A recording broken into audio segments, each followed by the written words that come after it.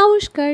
মনে আছে সেই দিনটার কথা, যেদিন তুমি প্রথমবার ভাত খেয়েছিলে? একদম ঠিক, তোমার অন্নপ্রাশনের দিনের কথা বলছি। না জানি কারোরই সেই দিনের কথা মনে থাকার কথা নয়, কারণ তখনও কিছু মনে রাখার মতো বোধই মানুষের হয় না। তবু সেই দিন কিন্তু জীবনের অনেক বড় একটা সিদ্ধান্ত আমরা নিজের অজান্তেই নিয়ে নিই। আমাদের সামনে দেওয়া হয় বেশ কিছু অপশন, যেমন বই, কলম, মাটি, টাকা, আরও কত কি। এত অপশনে ভরা পাত্র শিশুর সামনে ধরা হয়। মনে করা হয় শিশু প্রথম যে জিনিসটি স্পর্শ করবে তাই তার ভবিষ্যৎ। বই ধরলে অনেক পড়াশোনা করবে, কলম ধরলে লেখালেখি, মাটি ধরলে প্রচুর জমি জমা হবে, টাকা ধরলে প্রচুর টাকা। কিন্তু এই সব তথাকথিত নিয়মের মধ্যে আমাদের দিগন্তিকাদি একটু অন্যভাবে ভাবলেন। তার কোল আলো করে আদরের বেহাগ এসেছে, বেহাগের জন্য সঙ্গীত চর্চার অপশনটাও জুড়ে দিলেন। ক্লে দিয়ে বানানোর চেষ্টা করলাম ছোট্ট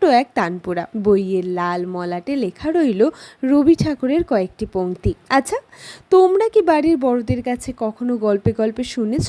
তোমরা সেদিন কি ধরেছিলে? জানলে কমেন্টে জানিও কিন্তু।